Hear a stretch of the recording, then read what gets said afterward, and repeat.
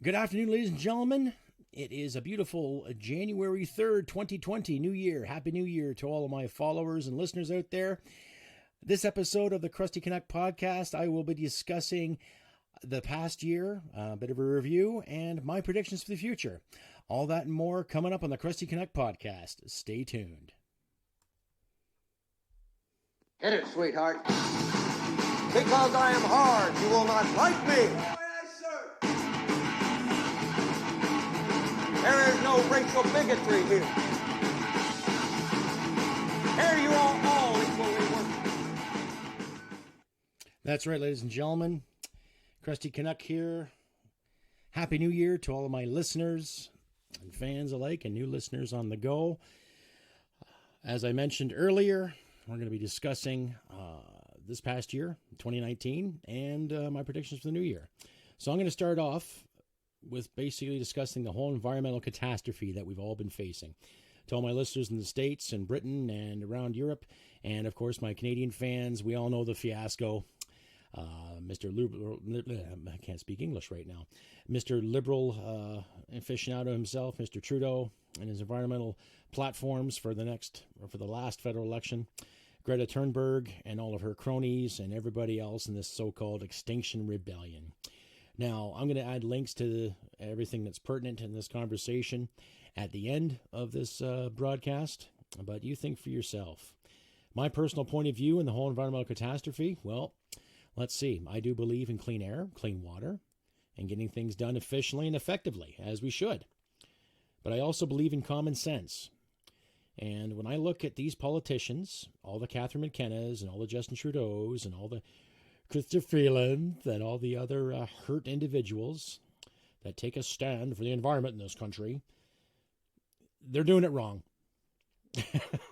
How else do you say it? You know, every time we've heard McKenna, when she was the environment minister, speaking about how we have to annihilate our carbon footprint, and yet she would be hopping on a jet, flying around with her entourage, spending oodles upon oodles of Canadian tax dollars, and then still coming up with no fucking viable solution to said catastrophe. Oh, we have to get rid of the oil sands, or we have to stop the tar sands, or we have to stop this, we have to stop that. And all the Rachel Notleys and all the other environmental bigwigs weighing in on Alberta. All the Rockefellers, all these anti-oil groups weighing in, making lots of money, telling us common folk what to fucking do. Well, proof's in the pudding there, ladies and gentlemen. Don't buy it. You know, when I look at someone like Greta Thunberg, you know, I admire her courage. I admire her stamina. I admire her standing up for saying what she believes in. But when you look at the other facts and look at other media outlets who have actually interviewed her or try to get a decent interview with her, what has she said? What kind of solutions has she brought to the table in light of this so-called catastrophe and emergency? What has been done? What has she proposed? She sat there in the UN, looking like a little innocent girl, pigtails and all, saying the magic words, "How dare you? How dare you?" And then, what kind of solution did you come up with? You know, is there a viable solution for us to get off fossil fuels? Oh, of course, electric cars. Well, they tried that in the early 90s, and the electric car, I think it was Ford that put together, just magically disappeared. All right? There were individuals that created engines that ran off fryer grease. Why is that being innovated? You know, instead, let's charge you and me, you know, an extra 40 cents or more a liter, and let's charge us an extra $3 to $4 a day from home heating in the Canadian winter, and everything will be just fine, right? Wrong. No, it's not. So we all know we're being lied to by these environmental lobbyists, screaming about environmental extinction. Oh my God, we're going to die. No, we're not. We're not going to die. We're not going to die in 12 years, as Miss Cortez and Miss McKenna and all the other cronies have said. If we're all going to die in 12 years, it will be because someone presses a little red button that sends little rockets from one continent to the next that blows the shit out of everything. You know, nukes. That's how we're going to die in 12 years, if it comes true. You know, I'm not some conspiracy theorist. I'm not going to sit here with my tinfoil on my head and talk about space-time continuum like some of our politicians did in one of my last episodes. No, I'm going to talk realistically here. Okay? You want to stop polluters. Here's the solution. Punish those who actually pollute.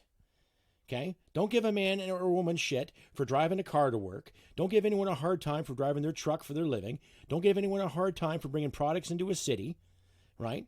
And it's funny when you think about it, the old dilemma with city folk and country folk, right?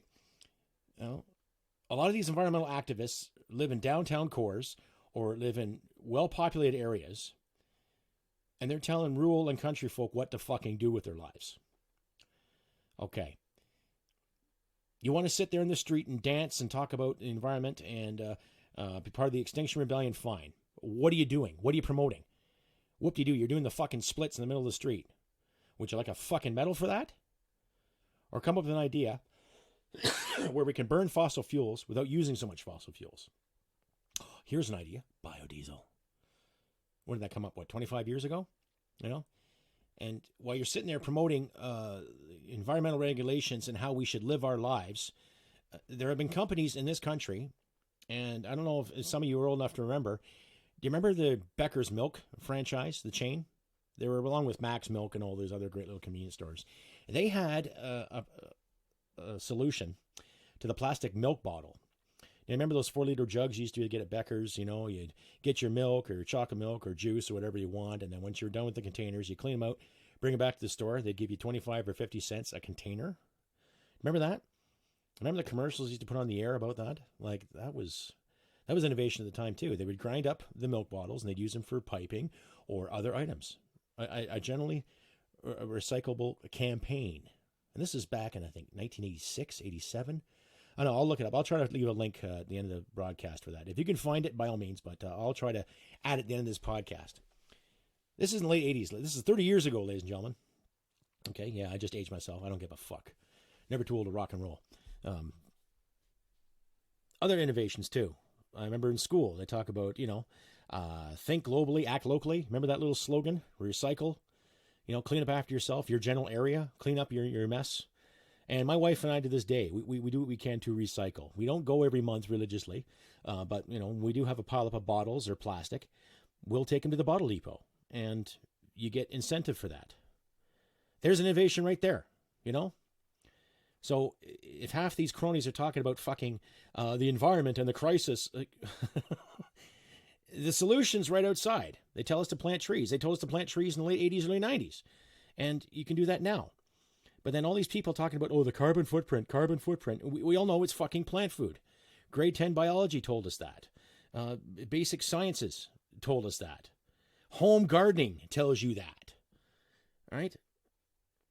So my solution to these environmental cronies is quit jumping on the fucking bandwagon and start thinking for yourself.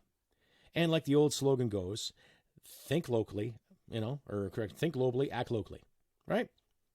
If you want to save the environment, if you're so goddamn worried about fossil fuels, start putting these big cities that dump raw sewage into the waterways. Quebec City dumping the St. Lawrence, Montreal dumping the St. Lawrence, Toronto, Hamilton dumping in Lake Ontario, Vancouver, Victoria dumping in the Pacific Ocean. Then you can come and talk to me about solutions when it comes to fucking what fuel we put in our vehicles and how we heat our homes. Okay, coal's bad, wood's bad, fuel's bad. Okay, so I'll tell you what. I'll pay $1,000 mortgage every month so I can have the luxury of walking around my house wearing a big fucking woolly coat and my winter fucking boots just so I'm saving the environment. Okay? Would that be easier? Would that make you feel better? While you sit in these cities and go to these campuses and have everything done for you, brought to you by the municipal, provincial, and federal taxpayer alike. And you can sit there and tell me what to fucking do with my life. Wrong. So my prediction for 2020, is wake the fuck up, grow up, come up with a viable solution for us to understand.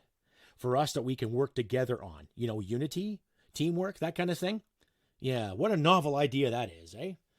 While you're sitting there worrying about your feelings and your socialist fucking proletariats, okay, you're missing out on what's got to be done. If we're in such a goddamn catastrophe, then where are the viable solutions to fix these catastrophes before they happen? No, Canada is not melting at a record fucking rate, according to Miss McKenna and her other fucking cronies. No, we're not. Right? Think about it. So my prediction for the environmental catastrophe and all you extremists and all the Extinction Rebellions out there, wake the fuck up. Okay?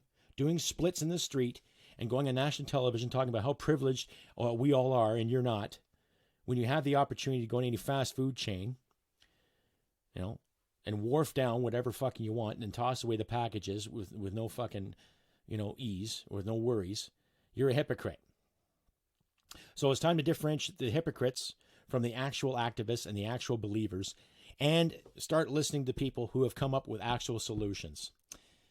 I'll leave a link to this young man that came around the same time as Ms. Greta Thunberg, who came up with a solution to clean up the ocean's plastics.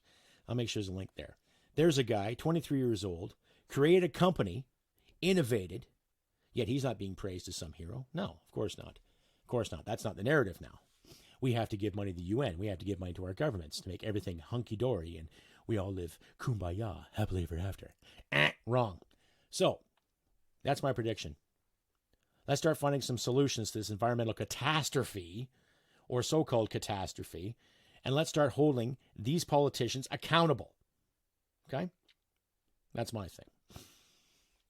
And another thing that's happened in 2019 in Canada, the whole gun issue. You've heard and saw, most of you saw my last episode in regards to that, the whole Faisal guy who shut up an ice cream store in Danforth.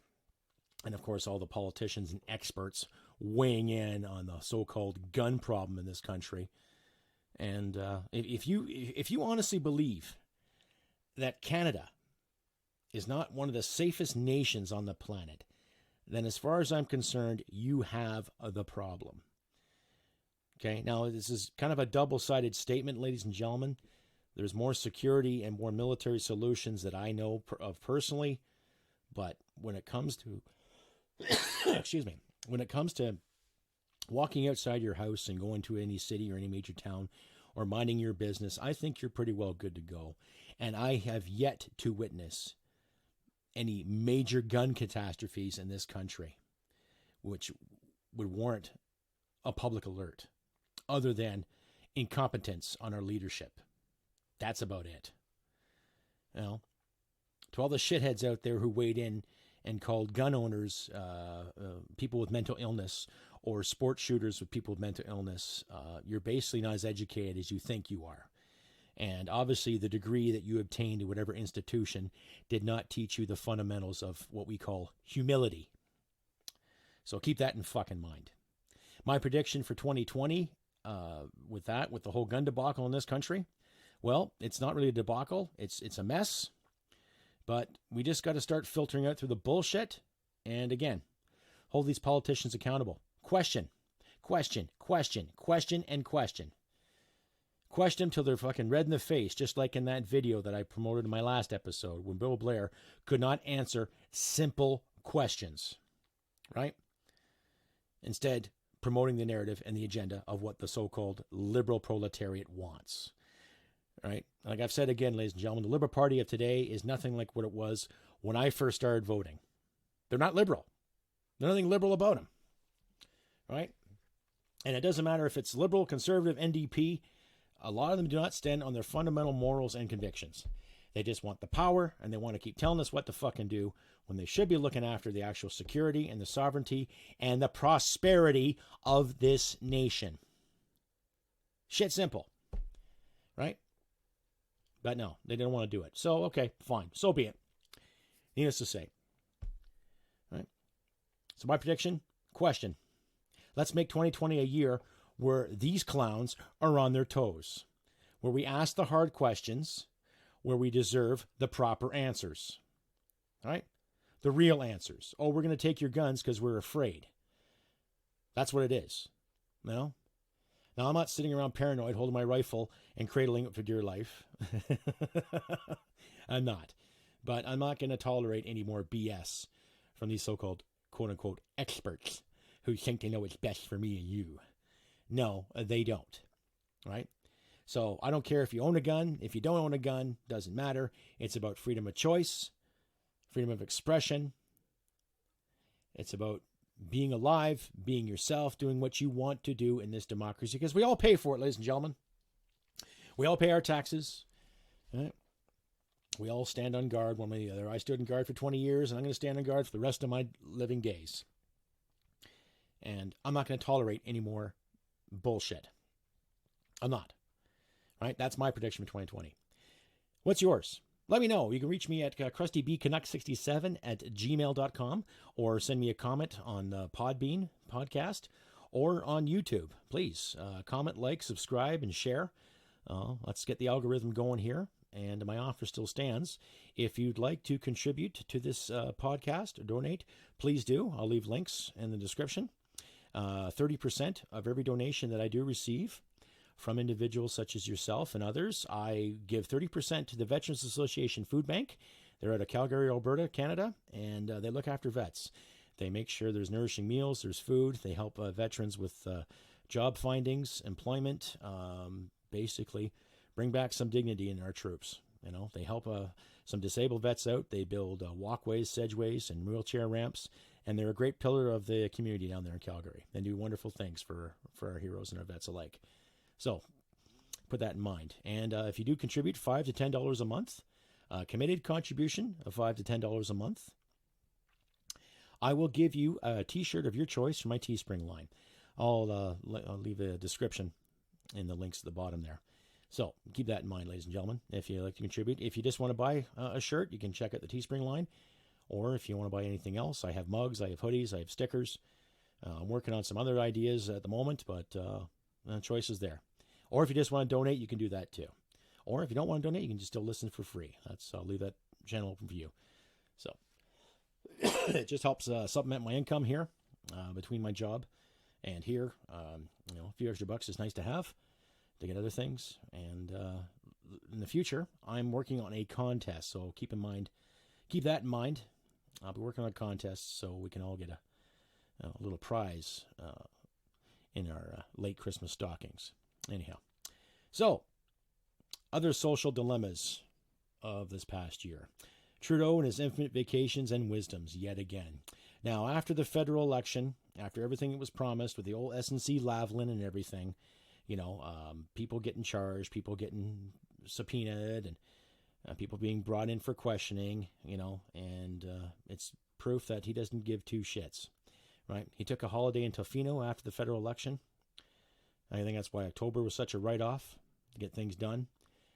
And now he's down in Costa Rica, apparently, and I'll leave a link to his link from a young man by the name of Canada Polly is his handle there on YouTube. He does some great stories. And, it speaks for itself, folks. How else?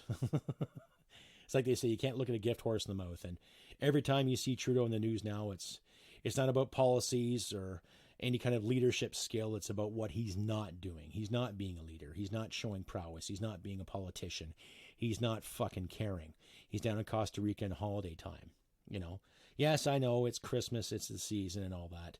But like I said to some of my conservative friends and even some of the NDP individuals I've talked to, now the election's done, when the hell are you guys getting back to work? Right? These clowns are getting 170,000 plus a year. Some of them are getting even more. And yet, how much time have they had off this year? Ask yourself that, ladies and gentlemen. How much time has our leadership had off this year? Look at all the parliamentarians that have campaigned and knocked on doors and raised funds and tried to get money for this and try to get their support. And yet, how many of them have had time off this year? Right? Now, I'm thinking of Trudeau and his party, of course. Trudeau's, how many vacations has he had this year alone? Ask yourself that. And yet he still managed to get in by a shoestring. Right? Think about it. All right? Think about all the holidays his party has taken. And look at how all of a sudden he reignited the deputy prime minister role again. More or less telling Krista Freeland, here, you do my shit jobs while I'll gallivant around the globe looking like some kind of playboy. Right? Speaks for itself, folks. I just hope to God that because of his minority government, that within this year, they'll call another election, get rid of him. Right? Is it going to be any better if we had a conservative government? I don't know. But I'll tell you, they're more fiscally responsible than this past Liberal government. And I know they would get people in Alberta working again, and Saskatchewan and Manitoba and parts of BC alike. They won't ignore Western Canada. They won't cater to a separatist movement. Who knows, right? I don't think any specific race, color, or creed is any more different than what you and I are, ladies and gentlemen. I don't care if you're French. I don't care if you're English. I don't care if you speak Yiddish. I don't care if you speak German. I don't care if you speak Pashto or Hindi. I don't care.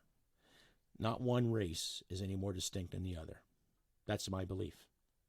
I don't care if you're white, pink, purple, black. I don't care how you identify. You want special treatment? Do special things. Right? If you can levitate and impress thousands upon thousands, okay, you might get a few extra bucks for being that talented. But when I look at the governments and how they treat all of us Canadians, I don't see any fairness in the Liberal Party. So my prediction for 2020 for the federal cabinet, it's going to be it's going to be a fight.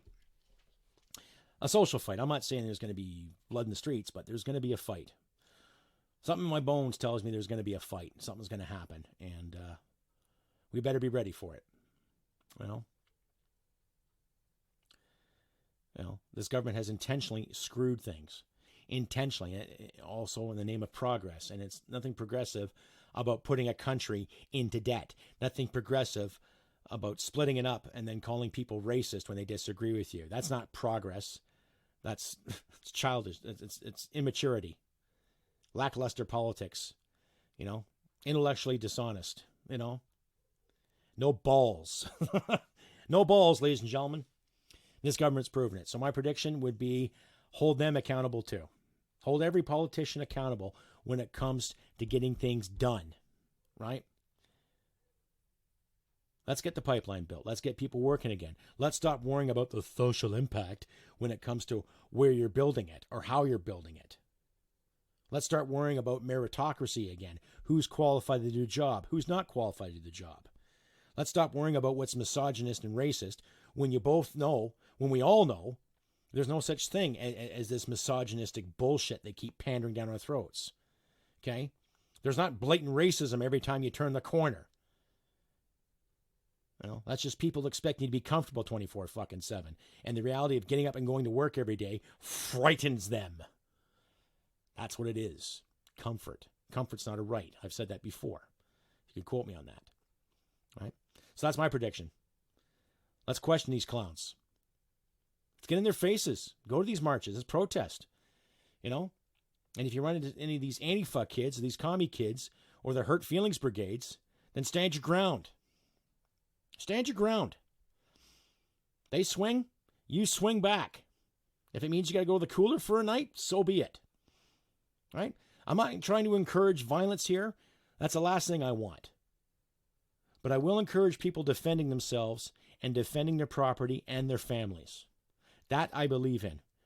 Self-defense and defending what's yours. You work for it. Why not fight for it? Huh? Shit simple. So that's my prediction. That's my recommendation. Correction. I can't speak English today. I don't know what it is. Maybe because I was dreaming in some French thing last night. I don't know.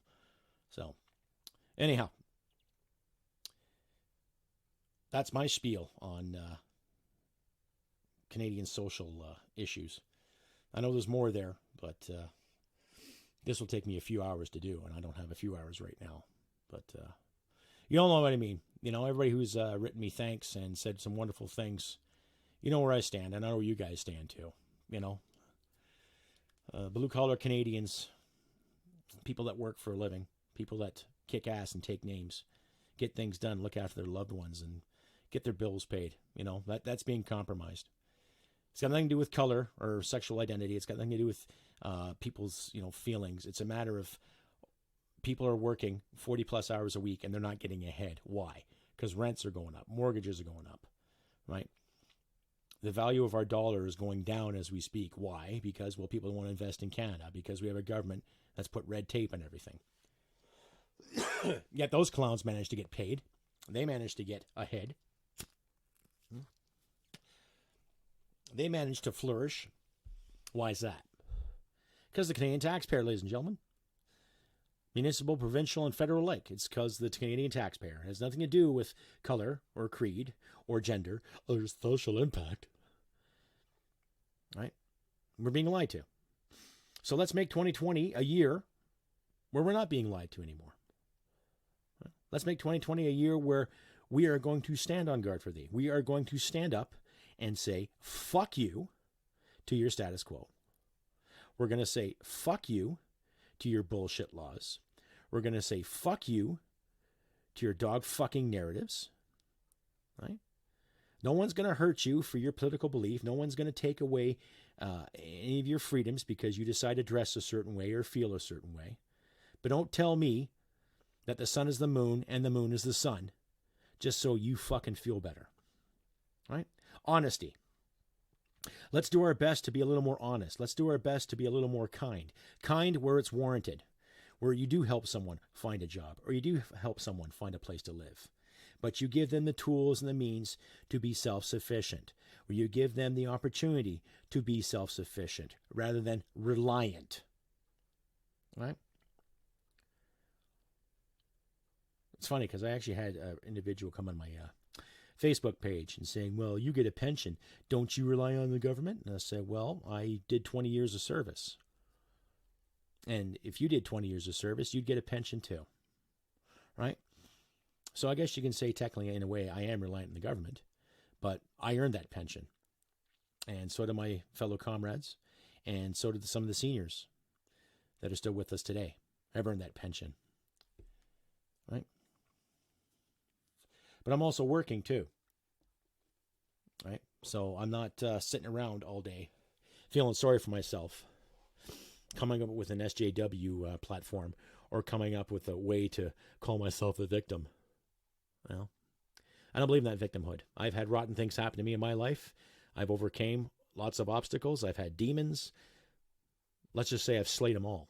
There's still some that linger once in a while, rear their ugly head, but I'm still here. Well, I've got a great life because I made it happen. I have a great wife because I treat her like a human being. She treats me like a human being. Right? We don't play the whole Hallmark Harlequin romance novel thing. We grab life by the balls and live our lives. And I love her for it. And I'm so proud of her. And that's the dynamic that her and I had to work to get to. And whether it's the dynamic with your boyfriend or your girlfriend or your husband or wife, you got to work together on that one. All right? Things don't come easy, folks. They never have. If they've come easy to some people, well, then that's where you can use the argument of privilege, right? Like our beloved Prime Minister. So individuals out there who have called me Mr. Privileged, guess again. I wasn't born with a silver spoon in my mouth. I wasn't born with an education. I had to earn everything in my life. And I've had opportunities to go to university to pursue post-academia or post-secondary academia excellence. I chose not to. Because look at the garbage that's been plaguing our colleges and universities the past 5 or 10 years. Right? I don't want to be indoctrinated. I was indoctrinated as a soldier. I don't want to be indoctrinated as a civilian or a citizen. I love my country for various reasons, and you love your countries and your way of life for various reasons too, but I fought for this country, and there's a love for it. Right? And if you like it, great. You know, you don't have to agree with anything that I say. You don't have to agree with anything that anyone says. You have that right as an individual to disagree or agree. That's the dynamic. And yet that's being compromised. All right. Prediction for free speech. Keep fighting for it. If you believe in God, it's our God-given right. If you believe in anything else, it's still a given right. Men and women have died in all aspects of the spectrum for free speech. All right?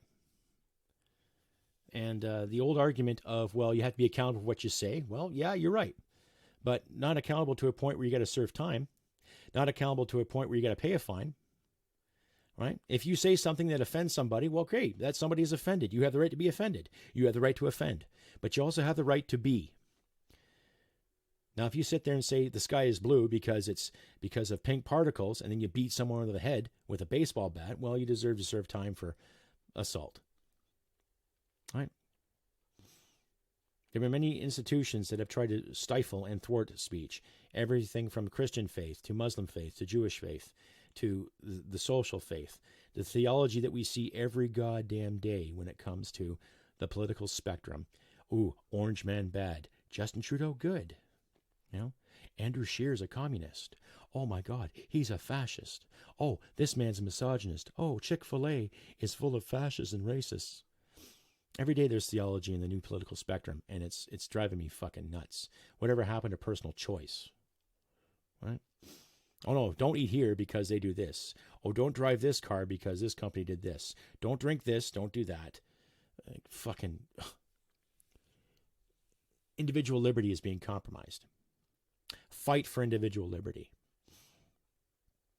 Fight for freedom. Fight for democracy. Democracy is not perfect, ladies and gentlemen. We all know that. You know, hypothetically, next fucking federal election, we're probably going to bitch about the next guy coming in or the next girl coming in. But right now, look at where we are. Look at what's going on. Look at what's happening. Let's make 2020 a year to be reckoned with. Right? Let's question these people. Let's question them. Hard facts. And if you get a rebuttal that says you're racist or misogynist or sexist or transphobic or xenophobic, keep fighting. Keep fighting it. Bring this bullshit to light. Right? Start bringing this bullshit under the light so people can see what it really is. Right? Get out in the streets. Tell these Antifa fags, fuck you. Tell these communists, fuck you. I'd like to see more and more Canadians that have fled the Eastern Bloc get out and tell these kids the truth. I'd like to see people that survived Tiananmen Square, who did have the fortune of coming to Canada, to tell these kids what happened. All right? I'd like to see more and more of it. A little more, balance. All right? I'd like to remind some of these kids, too, that just because I'm white doesn't mean I'm a settler. Right? Well, my great-great-grandparents settled here. But my great-grandparents and my grandparents and my parents were born here and raised here. I was born here. My sisters were born here. My wife and her family were born here. So we're not settlers. So get rid of that dichotomy right now. Get rid of that dilemma, that frickin' narrative. All right? I'm not responsible for the past 50 years. How about you? I'm not responsible for the 60s scoop. I'm not responsible for the racism in the 1940s and 30s. I'm not responsible for the colonialism in the 1860s. Right? But I love my country. We've got some great history. We've got some bad history too, but we have to learn from all aspects, good or bad. I have a lot of respect for First Nations in this nation. Right? But I judge the actions of the individual. Right? If I happen to see somebody of the First Nation persuasion and he or she's committing a crime, am I judging the whole race based on that individual's actions? No. Am I judging white people because a handful of whites do something stupid? No. Common sense, folks. We got to start using it again. So let 2020 be a year we start using common sense. Start thinking about repercussions when it comes to financial transactions. Start thinking about who we put in our office. Start thinking about what we call this country, what we love about our democracy. That's my stance right now. Anyhow, ladies and gentlemen, I've been Krusty Canuck, and hopefully the next couple of weeks I will try to get a video, that's right, an actual video up and running. My software has been upgraded, so I hopefully will not have any more tweaks like I did the last time. And the offer still stands. If you give $5 to $10 a month to any of my donation pages, and it's a committed donation of $5 to $10 a month, I will gladly mail you a t-shirt of your choice from my Teespring line. And, as I mentioned earlier, I am working on a contest. I actually had a private individual donate some gift cards to me. I found it in my mailbox the other day. Actually, it was quite a surprise. So I'm working on a giveaway. So stay tuned for that. I'll probably put that in my next podcast or my next video. Anyhow, folks, I have been Krusty Canuck, and Happy New Year to those who haven't heard. And let's hope 2020 becomes a year of prosperity, freedom, and hope and laughter for all of us. Remember, look after your loved ones. Do what you can to help each other out. And remember, folks, humanity and merit wins the day. Take care, and we'll see you next time. Bye for now. Hit it, sweetheart. Because I am hard, you will not like me. Yes, sir. There is no racial bigotry here. Here you are.